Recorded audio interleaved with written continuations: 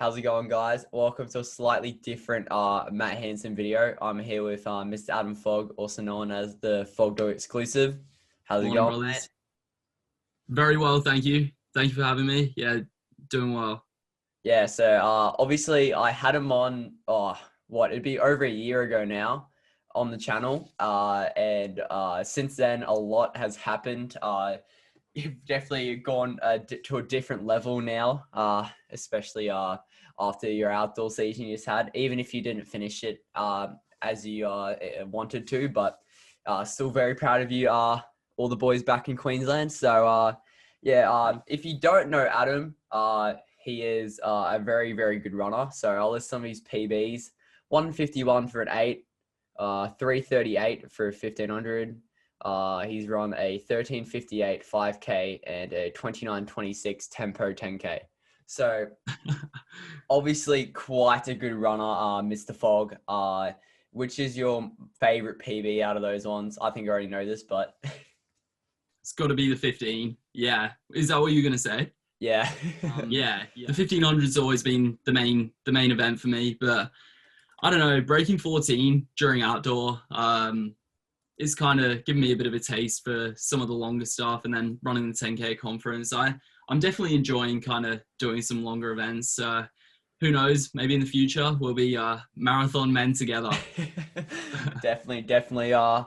So I guess, as I said, we've already kind of gone through your origins in the sport and stuff in the previous one. So I guess if we can go through your kind of like last 6 months. So that kind of you kind of, the way you timed it, you kind of had the Australian season, the Australian track season, or the beginning of it anyway, and then indoor, outdoor, indoor / cross country, then outdoor, and now in England. It's What a nightmare. Yeah. So I guess you started the year in America, and then by the end of it, you were back in Australia. I guess how did you feel about your Queensland season? Like your all your track races you did here, you did quite a few 15s, pretty much solo and stuff like that. Like, how do you reckon that prepped you for going back over to the US? Yeah, really, really well, definitely. Looking back on it, it was probably a little bit premature to have been racing so much late last year. I really enjoyed it, and it definitely set me up well for the early part of 2021. But I definitely felt pretty tired getting towards the end of outdoor. I was running 1500s in Australia. I ran 342 in September. I'm pretty sure you were there that day. Yeah, I was. Luke McCutcheon paced me through 800 that day, and I ran 342. And at the time, that was my second fastest 1500 ever. I was really happy with that. I then had state 5K in December, and then broke 340 for the 1500 in January, running 339 just at a QA meet. Queensland Athletics, for anyone who doesn't know. And then I came over to America straight after that. So when I was doing all those races, like in September, October, November, December kind of thing, I didn't really know if I'd be coming back to America, to be honest. As in, I always thought I would eventually, but I just thought that with the Corona situation, I thought that there was no way they'd have indoor and then outdoor. Yeah. And then it was going ahead, and then I had to go back. And so getting all those races in definitely worked well, and I felt really good through indoor. And I mean, even through outdoor, it was pretty good. Like I ran 338, but I just definitely didn't run as well towards the back end of the season with regionals and then nationals as I wanted to. So I don't really know if doing all those races in Australia had an effect, but I probably wouldn't change too much. Yeah, I was about to say, if you could go back, would you possibly train for another month or two instead? And I guess it was really tough, especially for you, because like you were so unsure about it. COVID was pretty, messed up over there at the time, and it was kind of like, obviously it was the really correct choice. Looking back on it now, it could have been turned out really bad, but it turned out really well for you. And I guess it looks pretty much normal now watching like Olympic trials and stuff. It's like no one's wearing masks, like everyone's vaccinated, like doesn't look too bad. But I guess I guess, yeah. So as you said, I'd guess that you also believe that your indoor season was, was some of your best running up to date. I guess, if the viewers don't know, Foggy came fourth at NCAA's in the indoor mile. So, uh, that's an amazing achievement, especially because you look at the guys who beat him. They've all pretty much got sponsorships now, or they're winning outdoors. And who beat you again? It was Waleed, Yeah, Suleiman, Hocker. Yeah, so Ocker. Cole Hocker came first. Elliot Kipsang came Yeah, second, and Waleed Suleiman, who's just joined the Brooks Beast. yeah, Yeah, it was definitely in good company there. So it was really cool to race in that field indoor. Yeah, yeah.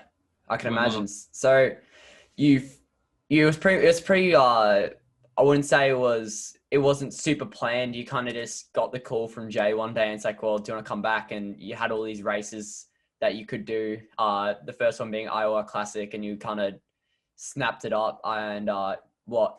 So you broke four for the first time then. Like, what's it like being sub 4 mile? Because obviously, like, mere mortals like myself and other people, it's just like unfathomable, like how quick that is. Like, was what was it like? Like, what was the race like? What was it like afterwards and stuff like that? Yeah. Yeah, so breaking four was definitely really cool. I mean, in terms of how it actually feels while you're racing, for anyone who's doing a 1500, they know that it pretty much feels like you're sprinting the whole way, and the feeling never really changes. I guess like as you get older and you get stronger or whatever, you get faster. You're running quicker. The effort is Yeah. always the same. I think like I ran 420 when I was 15, and that was like all out. I was like throwing up after it. The feeling never changes really. Breaking four was really good. I ended up second in that race, and I really wanted to run a time that I thought would qualify me for indoor nationals. I ended up running 3:59:03, and I didn't think that would be enough. So as soon as I crossed the line, I was like, cool to break four, get that kind of barrier out of the way. But the main goal was like I wanted to be getting myself into indoor nationals, and at the time 3:59 didn't seem like it would be enough. In the end, I got lucky, and 3:59 was enough. But yeah, as soon as I finished, I was like, this is a little bit bittersweet. So cool to get under 4 minutes and be in that race. But yeah, I wanted to maybe just go a tiny bit quicker. When It you worked out. say you just made it in, where were you what, 13th, 14th ranked going into indoors? So I only actually got in because people scratched. Yeah, And but it's a cross country. yeah. Yeah, true. So, and say for example, like Cooper Tier, he was ahead of me. He ended up running the 3K at nationals, only the 3K, and the DMR, which they won. But I was pretty lucky. I ended up going into nationals ranked 15th out of the 16 who go. But I knew for indoor that I could have gone quicker than 3:59. So I went into that heat kind of obviously pretty nervous. Like I was ranked slowest in my heat, and I ended up getting third in my heat to get through to the final. But yeah, no, I was definitely ranked pretty low down that list going. Yeah, so what, ranked 15th, finished fourth, not too bad, I reckon. Yeah, And could have been third, but no, I guess I'll put the video on the top right for viewers to go watch it. But yeah, so Foggy 100 meters to go. Obviously Wally's pretty he's got a mighty kick on him. Not saying you don't, Foggy, but yeah, it was so close to a podium, but like still a super super good result, especially being ranked 15th going into that. That was insane. Yeah, thank you. So I guess after that, like, so in that kind of indoor period, so you go to Drake University in Des Moines. So that's it gets very, very cold there. So what did your training look like in like the preparation for those? Because obviously indoor is kind of like the stepping stone up to outdoor in a way. So how did your training look between like indoor and outdoor, and how did you go with racing a lot more than you used to and stuff like that? Yeah, so just going back to last year, on your question about maybe having an extra month of training, looking back on it, I think I probably would have benefited from another month, say, of running pretty high mileage, because I was looking back at my Strava the other day and I was tapering down to like really low mileage for Queensland athletics meets that in the great scheme of things mean nothing now. Yeah. Yeah. And I don't know, I'm always one, like I love doing that at the time, and it was good to run some quicker times and stuff. But yeah, I think I've learned, as you know, and I've learned since going to America, running higher mileage and doing strength workouts and stuff is really, really good for building your base. And even coming into racing season, to be honest, like I now feel like you really don't need to change too much. And on that, going from indoor to outdoor, because I obviously tapered down a lot for indoor nationals, as you would, a reasonable amount. I was then able to have like a good 3 or 4 weeks at higher mileage again. And the week before Drake Relays, where I ran my 3:38, I was running some pretty high mileage. And I definitely think our workouts coming into the indoor season, obviously I'd been doing quite a lot of speed stuff to run 1500s in Australia before going back to America.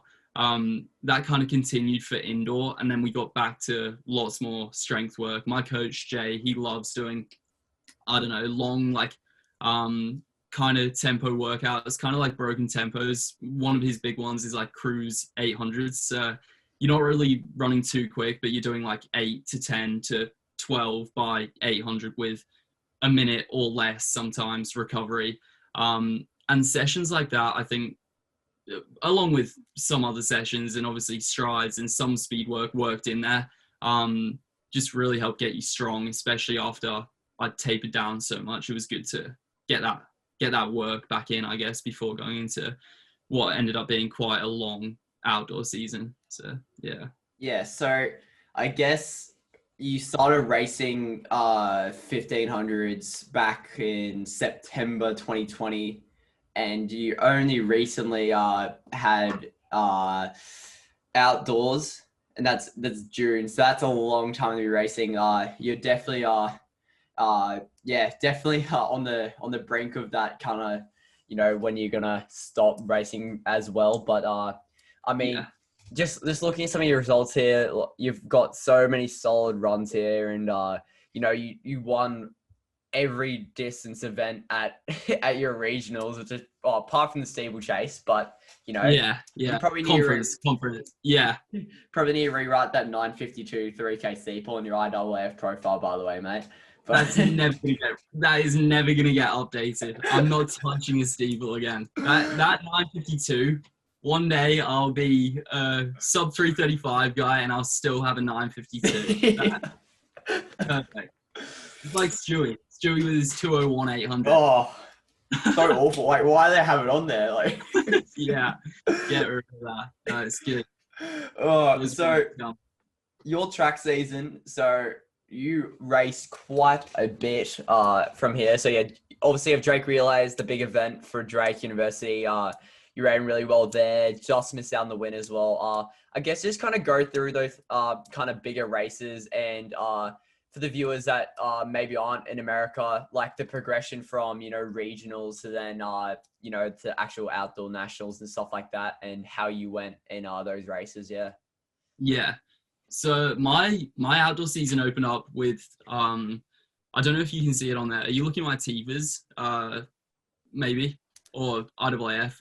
TVs or IAAF. Yeah. Woodman Classic. Yeah, Wichita State. I ran 3:44.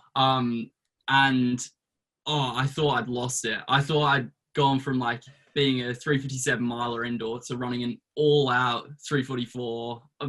And I was like really worried. And then obviously the next weekend I ran 3:38. It was literally, I think it was 6 days after. It might have been a week. But 6 days. Yeah, 6 days after I went from 3:44 to 3:38. Both were the same effort level. Obviously, I had a bit more of a race at Drake Relays where I just got beaten. But yeah, that opened up my outdoor season. 3:44, 3:38 at Drake Relays. That was really cool to be a part of. Obviously, shame to miss out on getting the win there. And then I don't think I raced again until conference. And then conference, I did that triple. So 1,500, I had 1,500 prelim on the Friday, and then an hour and a half later, the 10K final. That was my debut track 10K. I actually really enjoyed it. So one for the future maybe, but hopefully not for a little while. Stories cannot be repeated. Huh? What's that? Stories from that race cannot be repeated. Yeah. I mean, yeah. It was good. It was good to sit behind Kevin Koski and just get the win in the end. So day off the next day. Saturday I had the day off, and then Sunday came back for the 1,500 final. Ended up getting the win in that, but it was really tough. That was definitely a much tougher race than the 10K. Jack Anstey was in there, and then my teammate Ryan Schweitzer, and obviously a few other pretty solid guys. So that was pretty tactical. We were slow through 800, and then a pretty big kick down. And then I didn't plan on running 5K, but I was entered in it, and I warmed down from the 1,500 and then thought, I feel all right. I'm going to have a crack at the 5K. So 2 hours after that, I came back for the 5K and got the win in the end in that as well. So that was good. 4 races over like 3 days. I guess it was like 48 hours really. Friday to Sunday. But hang on. So you ran, so the prelim you ran 3:52. Then that night you ran 29:26. The next, so you had a bit of a break. Then 3:50 for the win. But you probably closed in at 53 maybe? 54.16 officially. Yeah. So and then solid enough. Yeah. 14:23 in the 5K. Like insane. Definitely need to get a ring with that. Yeah. And with the 5K as well, my coach Jay, he was like, all right, if you're going to run it, make it as slow as you can. So I hit the lead. I went to the lead straight away. I was like, all right, because Kevin Koski was in there again from Illinois State, and he's known to kind of front run and run pretty hard and try and break people. I know that with raw speed, I've always got him covered, but he nearly broke me. So we went out, I was in the lead. We went through the K in 3:03, and I was like, this is perfect. I am chilling, like so nice.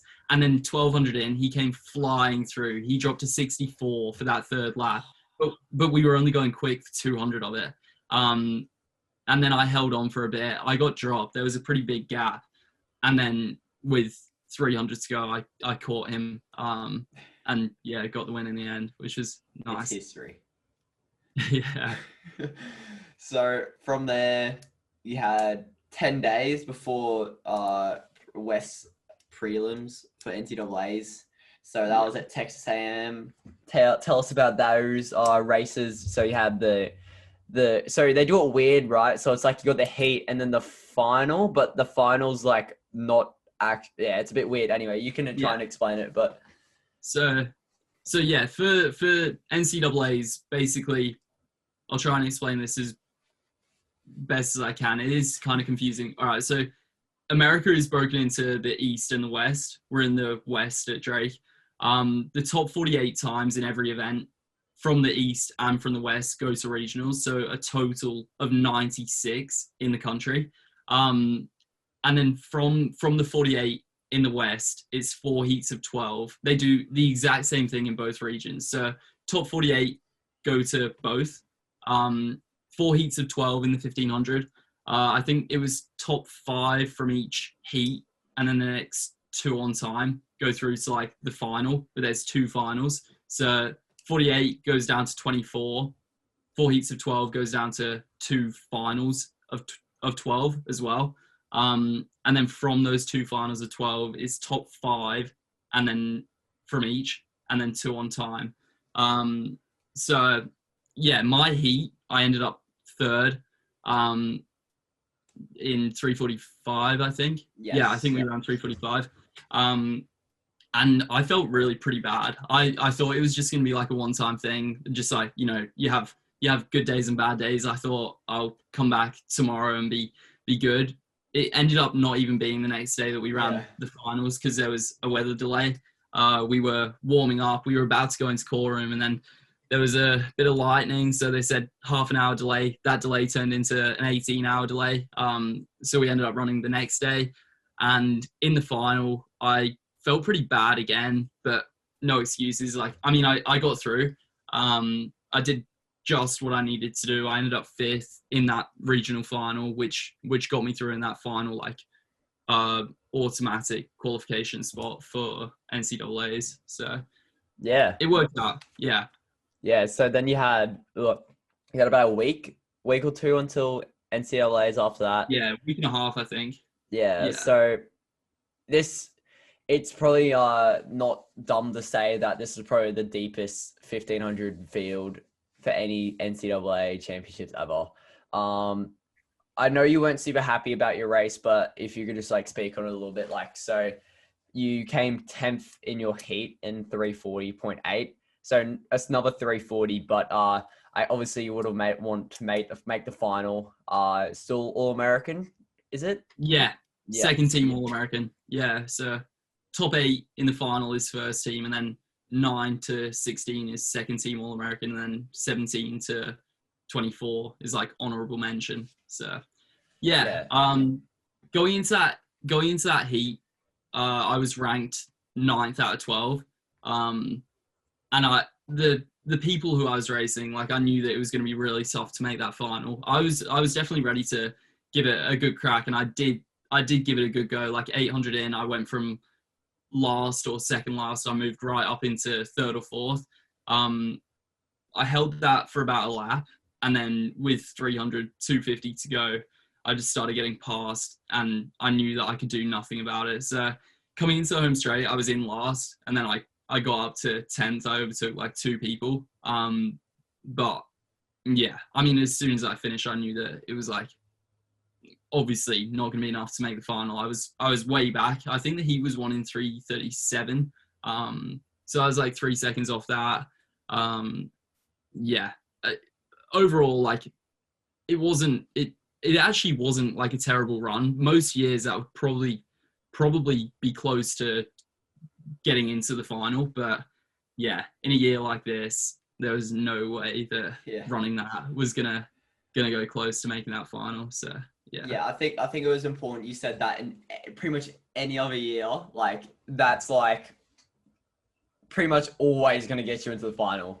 It's just you've just got this crop of talent right now in the NCAA that it's got a bit unfortunate. And like, you've been before that, you've been racing for 9 months pretty much straight. So like it was still what? So in that like 9 months period, you ran like what, 4 or 5 340 1500s or below, and then you also ran.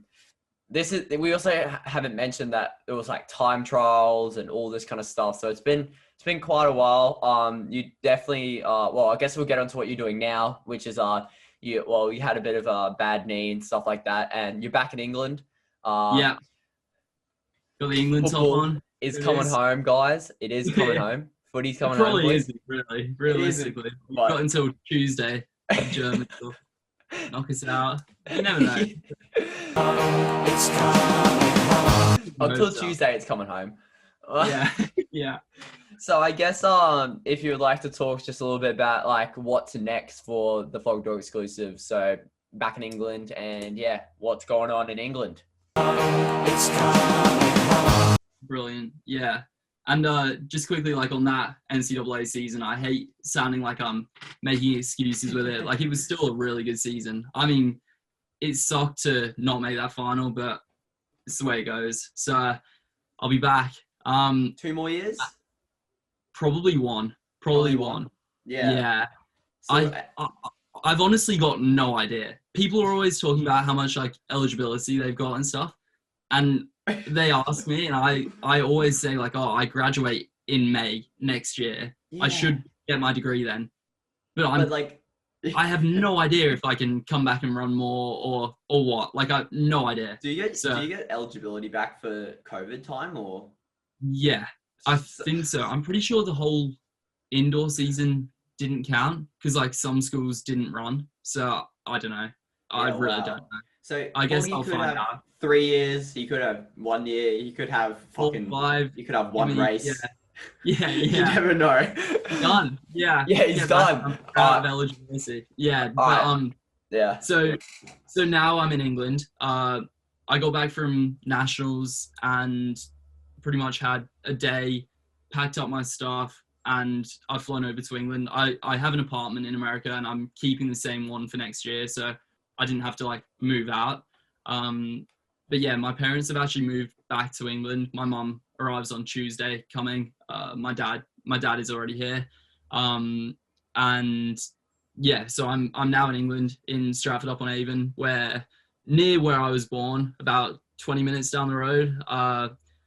And yeah, the plan originally was that I was going to run Olympic trials, which coincidentally is starting today in England.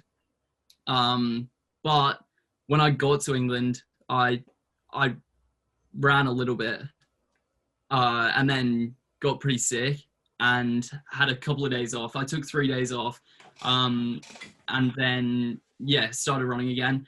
My first run back was really good. Like I did 12, nearly 13K, just like 8 miles. Felt all right. Like coming back from sickness, it was no major sickness, but just like, you know how it can be coming back from a cold. Yeah. And yeah, then I finished that run, and straight away, pretty much my knee just went pretty badly sore. So I took a day off, and now I'm back jogging. I've been running laps and laps of a grassy field just down the road. It's like half a mile, about 800 meters down to that field, and then I've been running a lot of laps of that the last couple of days. So the knee's still not 100%, but it's on the mend.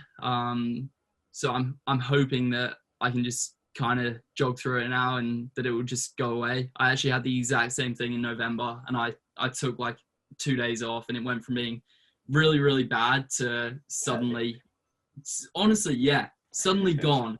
I go through these little niggles, and I'm like, oh no, I'm properly injured now. Done. And then it goes completely.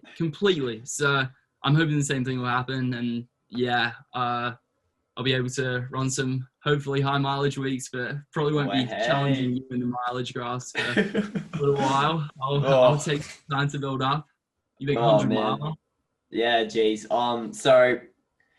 So obviously, for people that don't know, Foggy's parents have moved back to England now, so that's why I'm guessing you're pretty much over there right now. So yeah. So that means that Foggy and the Matt Hansen collabs might not be as regular until if I go to the US for college maybe, and Foggy's running for I don't know. Wow. Yeah, they've got a good group coming together. So they do. So yeah, I guess are you doing? Have you got any races planned for end of the year? Do some crossy over there, or like what's the plan when are you going back to the US and stuff? Yeah, so I've got 2 months pretty much in England, and then I'll have to get back to America for late-ish August, mid to late August. Our semester will probably start, I don't know, sometime around like August the 20th. So I'll head back around then. Hopefully between now and then. Originally I planned on extending my season and running a few 1500s and obviously doing Olympic trials, but that's just like completely gone out the window now. I took a few days off obviously, and now I'm hoping that I'll get a smooth build up and just run some pretty good mileage and get strong for cross country. Then I'll get back to America. I probably won't actually race until maybe October. I know that some of the guys will run some meets like maybe through September, but I probably won't run anything until October. So that gives me a good few months to kind of build up, get strong, and get ready for conference cross country, I guess. And then early mid-November we'll have regionals, and then if I make it, NCAA cross. And I will try and make that. I mean, I'm not a big one for cross country, but it'd be good to have on the resume. A bit of range. So it's barely Florida cross country though. Huh? It's barely cross country. Yeah, most courses are pretty nice generally. Yeah. So thanks a lot for coming on the Matt Hansen exclusive, the Fogdog exclusive. Much appreciated for taking some time out and more videos coming out soon, and subscribe to Foggy. He's got many great videos, way better quality than mine as well. So so know about that's that. it. And yeah, good. Thanks for having me. Yeah, subscribe to Matt Hanso, and yeah, actually on the Fogdog Exclusive, I am probably gonna have a little break for a couple of weeks, just because like I've posted a video every single week for a year and a half now, and I think I'm probably gonna have a little break so that they don't get boring. Yeah, definitely. There's just not a lot going on right now, and I think having a couple of weeks off, maybe like, I don't know, 2 to 4 weeks, depending on what I can film, and then coming back. So that's the plan. Perfect. Alrighty. Stay tuned. Yeah. Yes.